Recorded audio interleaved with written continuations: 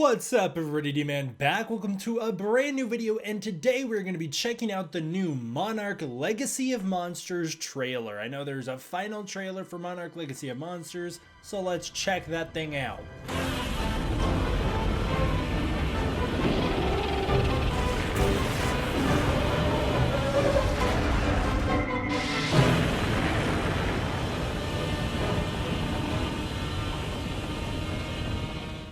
It dawns on me now, and I don't know if this is going to be a hot take or not, but I really love Monarch. There's 4 episodes out right now. They're all great. I've really enjoyed all 4, even if I have issues with the show. But it dawned on me how strange the MonsterVerse has become, especially after watching that Godzilla x Kong trailer. I feel like the MonsterVerse is at a weird point, and Monarch is kind of scratching a certain itch that a lot of us have been left with. I feel like the MonsterVerse's most accurate portrayal in terms of pound for pound accuracy is obviously the Showa era. I feel like the MonsterVerse represents the Showa era of Godzilla films in many ways, but I think oftentimes people misrepresent those movies. Like, a lot of people will call Godzilla 2014 Godzilla the 1954 movie, which I just don't think is true. I think the best tonal comparisons we have for the MonsterVerse is that Godzilla 2014 was most like Godzilla Raids Again. Kong Skull Island was most like Mothra, in that it introduced some mystical elements to the MonsterVerse, gave a little bit more of a sympathetic monster for us to root for, and overall just added a little whimsy to things while still keeping them grounded. Although Mothra actually takes it a little further than Kong Skull Island does with the fairies. Then the best tonal comps I could come up with was that Godzilla King of the Monsters and Ghidorah the Three-Headed Monster are pretty similar. They're both generally serious, but the monster action gets a little goofy and sometimes the human plot gets a little silly. Godzilla vs. Kong, I think, is not King Kong versus Godzilla. I think it is very much more Astro Monster in that it takes things to an extreme, although where Astro Monster went extremely science fiction, Godzilla vs. Kong clearly went extremely fantasy. There is a lot of sci-fi elements to Godzilla vs. Kong, particularly anything with Mechagodzilla, but Godzilla vs. Kong is very fantasy. Both of them take Godzilla and Kong to brand new worlds, basically. They both bring back classic villains, bring together heroes to unite, and overall, they're both pretty silly. And now we got Godzilla x Kong, which I don't quite know where it lands, but it's seeming to be somewhere between the Godzilla vs. Gigan, Godzilla vs. Megalon, and Godzilla vs. Mechagodzilla range, with the plot seemingly skewing most towards Godzilla vs. Megalon. That leaves Monarch Legacy of Monsters in this weird place where it doesn't really fit in with the MonsterVerse anymore, and I actually think that Monarch Legacy of Monsters is most like Kong Skull Island, in that I think it has the best blend of realism and the fantastical nature of the MonsterVerse that we have seen since Kong Skull Island. I don't really know what this trailer has in store for us. I know that Godzilla fights the Ion Dragon in the trailer, and that's going to be exciting to see, but I hope we do get a little bit of a glimpse of where the show is headed, because I'm very curious. The show, I'm still not quite sure what the plot is shaping up to be other than searching for Hiroshi. So hopefully this trailer gives us a bit of an indication of where we're headed, and also I'm really hoping this trailer demonstrates that this show will remain consistent with the tone that it has so far. Not that that's really a concern of mine, it's just after the GXK trailer, I'm like,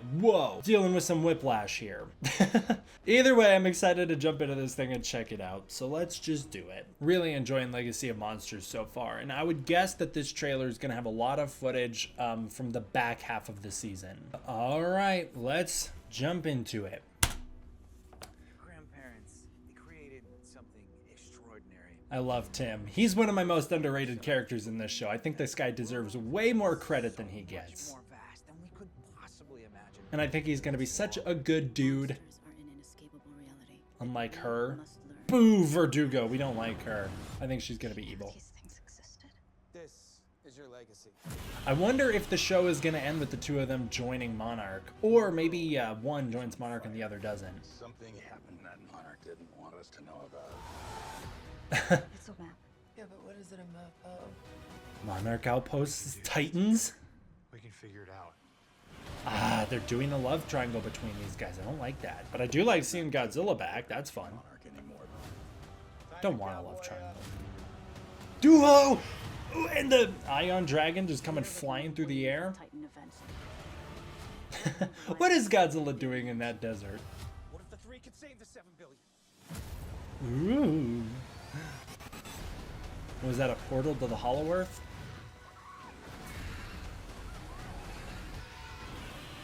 Yeah, Godzilla! That's the Godzilla we like to see.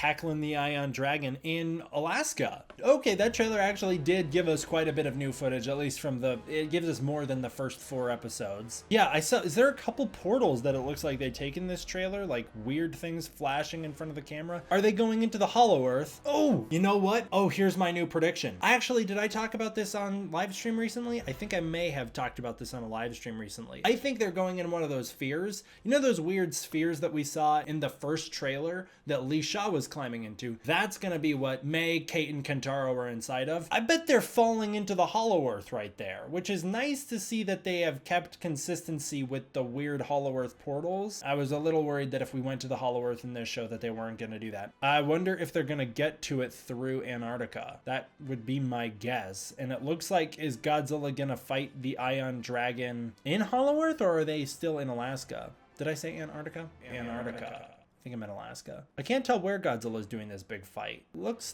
to me to be Alaska. I love that Godzilla design. This actually might be my favorite Godzilla design of the MonsterVerse. I love the blue.